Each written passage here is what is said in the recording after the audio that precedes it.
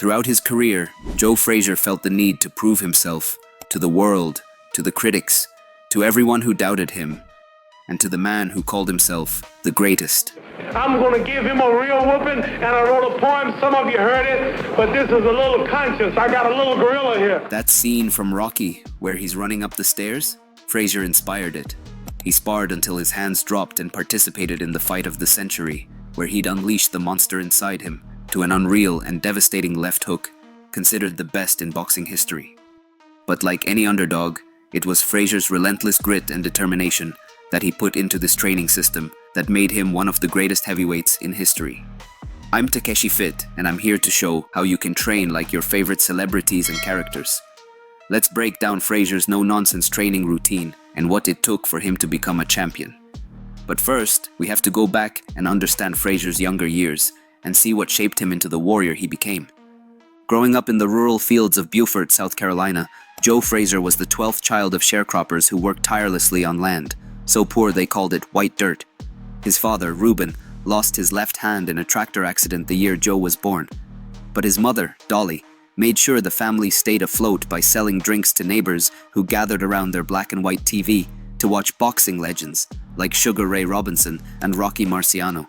It was there, under the flickering glow of that screen, that young Joe first dreamed of becoming a fighter. But life wasn't easy. At 13, Frazier built his first heavy bag from a burlap sack filled with rags, corn cobs, and moss, hanging it from an oak tree in the backyard. With his father's necktie wrapped around his hands for protection, he'd pound that bag for hours, day after day, honing the left hook that would one day drop giants. Yet, even as he trained, Frazier faced the harsh realities of the South. After witnessing a farmer whip a child, he stood up to the man, refusing to back down. But his mother, fearing for his safety, told him if he can't get along with them, he had to leave. Therefore, at 15, with nothing but a few dollars in his pocket, Frazier boarded a Greyhound bus to Philadelphia, leaving behind the only life he'd ever known. When Joe Frazier arrived in Philadelphia, he was alone, broke, and determined to make something of himself. So he took whatever work he could find to survive. He landed a job at a slaughterhouse, where he worked long, grueling hours. The work was brutal, cleaning floors, hauling meat, and breaking down carcasses. But it was here that Frazier developed the raw physical strength that would later define his fighting style. He'd often say, if you can work in a slaughterhouse, you can work anywhere. In his spare time, he'd sneak into local gyms, watching boxers train and dreaming of the day he could step into the ring himself. But he couldn't afford proper equipment, so he improvised. He'd punch sides of beef in the slaughterhouse.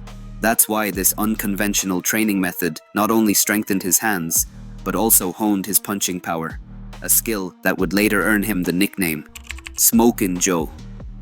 Frazier's big break came when he met a local trainer named Yancey "Yank" Durham. That's because Durham saw potential in the young, stocky kid with relentless work ethic, so he took him under his wing. With Durham's guidance, Frazier began to channel his raw strength and determination into the sweet science of boxing. But Frazier wasn't just fighting for titles, he was fighting for that little kid inside him who'd never been told he wasn't good enough. I hope you're enjoying the video so far. If so, make sure to hit that like and subscribe button if you haven't already. Let's continue. So, we're going to look into the specific exercises he did, starting off with his actual training routine. I've got the information mainly from his book, Box Like the Pros, and this is pretty much the way he structured his training methods. Joe Frazier had a clear philosophy when it came to strength training. Big muscles don't make a fighter. In his book, he says that while strength is important, it's not everything. Based on what I got from his book, along with interviews and biographies, this is how Joe Frazier structured his training. He had 2 sessions per day, in the mornings and in the afternoon or evening. He'd often wake before sunrise and start his day with road work, a 5-6 mile run, but sometimes he'd add hill sprints or backward running to challenge his body in new ways. Then, during the afternoon or evenings, he would head to the gym for main training. This was where he focused on drills, sparring, and bag work, and then on strength and conditioning. The main training included fundamental calisthenics, such as push-ups, pull-ups, and medicine ball drills. Joe Frazier's routine was built on pure discipline, consistency, and an insane work ethic, but he also had a system to balance intensity with recovery. On hard days, Monday, Wednesday, and Friday, Frazier would spar for 2 to 5 rounds, and grind through conditioning drills. But on easier days, Tuesday, Thursday, and Saturdays, he'd dial it back, focusing on technique and recovery to avoid overexertion. Truth is, Joe Frazier's routine wasn't complicated. In fact, it was surprisingly simple, but that's exactly what made it so effective.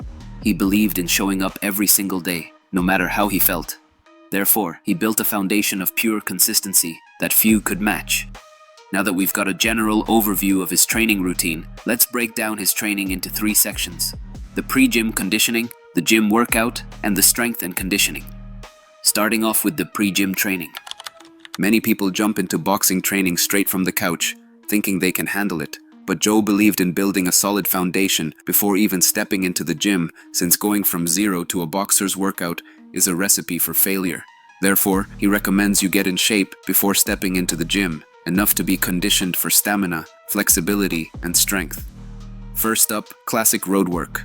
Like most successful fighters in combat sports, running serves as one of the fundamentals in conditioning. Joe Frazier would start running or jogging in the mornings. He'd do 5 to 10 miles, and that's because this essentially boosts stamina and leg strength and burns off excess fat. Joe would run in construction boots, just like old school boxers, as this weight would make him get used to the weight, so their boxing shoes never feel heavy. But you don't need to run 5 or 10 miles every day. He said, quote, "Just by doing your 3 miles a day, you've increased your cardiovascular fitness tremendously and taken the first steps toward getting into the best shape of your life."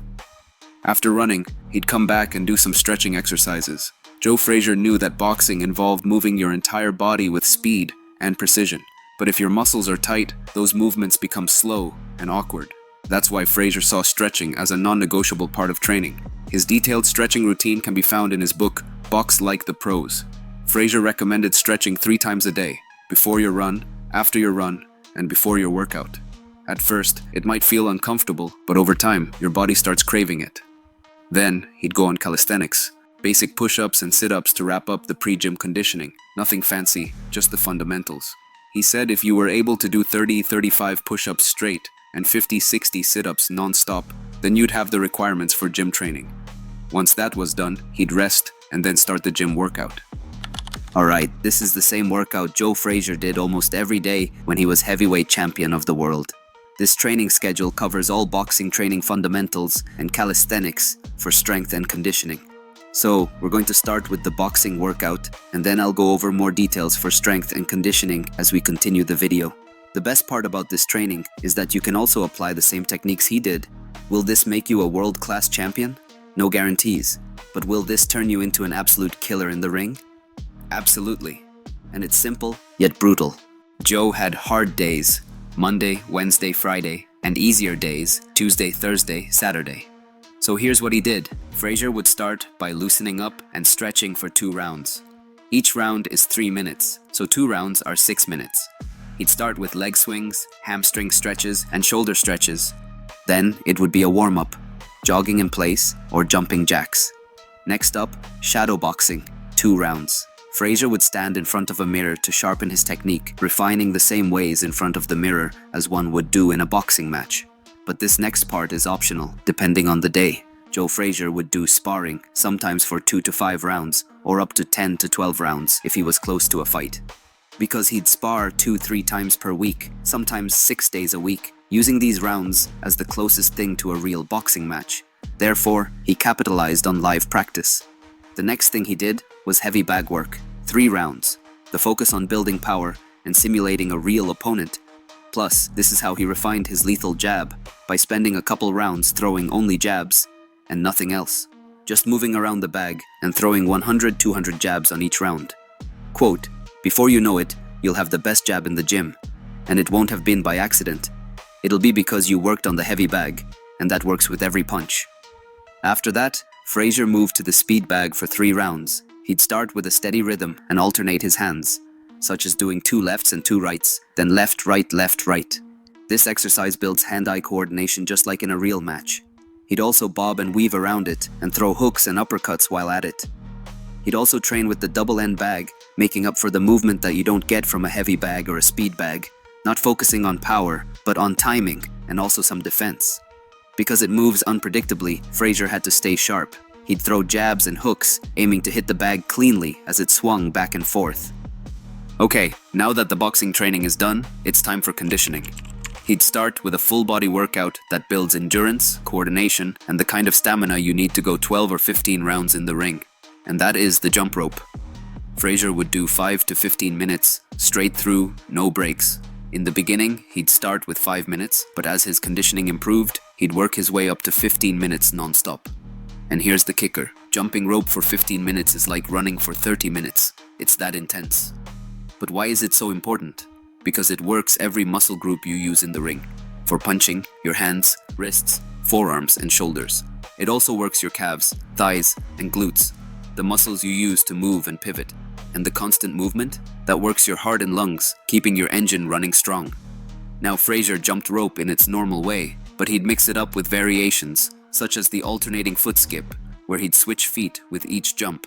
He'd also do the crossover, where he'd cross his arms as the rope passed under his feet, and the high jump, where he'd bring his knees up high and do 2 revolutions of the rope before landing. Frazier would usually do his jump rope at the end of his workout when he was already tired. That's when it really counts. If you can push through 15 minutes of jump rope after an hour of boxing drills, you know your legs won't give out in the 3rd round of a fight. Plus, it sharpens your rhythm, balance, and coordination. Everything you need to move and punch like a champion. So, if you're serious about training like Smokin Joe, don't skip the jump rope. It's simple, it's brutal, and it works. And trust me, by the time you're done, you'll feel every muscle in your body. His training continued with the medicine ball. This simple tool helped him build explosive power and a rock-solid core, but it wasn't for the faint of heart. Although simple, Frazier used it strategically, saving it for fight camps when he needed to prepare for the ultimate test. He'd start by doing ring work, by simulating a real opponent. Frazier's trainer would hold the medicine ball like a target, and Joe would throw punches at it, hard, straight punches. But he practiced precisely, keeping his chin down, hands up, and eyes on the ball, just like in a real fight. Therefore, the medicine ball became a tool for sharpening his mechanics and staying balanced, even when he was exhausted. Frazier also used the medicine ball for old-school core drills, the same kind that legends like Joe Louis and Rocky Marciano swore by. But these drills weren't just about building muscle. So, Frazier would lie on his back while his trainer dropped the ball onto his stomach, so he contracted his abs like he was bracing for a punch. However, Joe didn't do medicine ball work every day because it was too punishing. But when he did use it, he went all in. That's why he saved it for fight camps when he needed to toughen up for an upcoming match. After that was done, he'd end up the workout with classic bodyweight movements. Frazier believed in old-school calisthenics, push-ups, sit-ups, and pull-ups. He mentions these exercises being all you need to build the functional strength required for boxing. But he also had strong opinions about weightlifting. While some fighters, like his son Marvis, believed weights could give you an edge, Frazier was from the old school. He pointed to legends like Sugar Ray Robinson and Jack Dempsey, fighters who never touched weights but were still strong enough to dominate. That said, Frazier wasn't completely against weights. If you insisted on lifting, he said do the bench press, a simple exercise that builds overall strength without shortening or bunching up your muscles. But for Frazier, the real power came from push-ups, sit-ups, and the relentless grind of a boxer's training. After all, it's not about how strong you look, it's about how strong you fight, and this is what he did. First up, sit-ups. But these aren't your average sit-ups. Frazier did 4 sets of 10, and here's the thing. On the way down, he'd stop halfway and hold for a 10-second count. Your back doesn't touch the floor until you've hit 10. I've tried it, and believe me, this burns your core like nothing else. For the next 3 sets, he'd switch it up, twisting sit-ups. Bend your right leg under your left, then twist your body so your right elbow touches your left knee. Switch sides with each rep. This movement is about building the rotational power behind those knockout punches.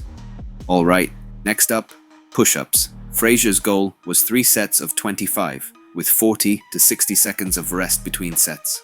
But he'd vary the distance between his hands, doing wide grip push-ups for the chest, then narrow grips for the triceps, then close grip for your arms and shoulders.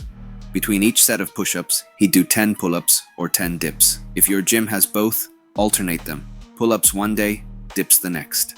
This combo builds the functional strength you need to take a punch and keep moving forward. By the time you finish these calisthenics, you'll be exhausted, and that's the point. This is the type of workout that gets you tired, sore, and maybe even ready to quit, only to teach you that you can push harder. This is what made Joe Frazier a heavyweight champion, because his mantra was straightforward. Don't cheat, work hard, do what you're supposed to, and do it right. He lived by those words every single day, in every rep and every run. This insane work ethic is what separated Joe from the pack, and the gym, the place where he turned his mind and body into a weapon. But Joe Frazier faced more than just opponents in the ring. Racial prejudice, poverty, and constant doubters were the invisible adversaries he battled daily. And Joe didn't just survive these challenges, he used them as fuel to become even stronger. That's because of those taunts from Muhammad Ali that served as psychological warfare. Joe's mental game meant staying focused when the world seemed against him. Ali's taunts spilled over to Joe's family. His kids got bullied, and they even received death threats requiring police protection. Imagine trying to train with that kind of pressure. Yet Joe stayed laser focused on his training. He channeled all that energy into his workouts, and it paid off big time when he defeated Ali in their first fight. That victory showed both physical and psychological strength, a testament to Joe's unbreakable spirit. He said, "The harder you work, the luckier you get." Joe Frazier was a living testament to grit and determination, punching his way through life's challenges every day. He was the kind of man who gets up at dawn to pound the pavement, even when his body screamed to stay in bed. The kind that pushes you through one more round when your arms feel like lead. His legacy shows what's possible when you refuse to quit, and his philosophy expressed through his pre-gym conditioning and disciplined workouts, so that when life knocks you down, you always keep rising. Good luck, and let's crush it. If you've made it this far, consider dropping a like and a subscribe. Share your thoughts down below, and I'll see you on the next one.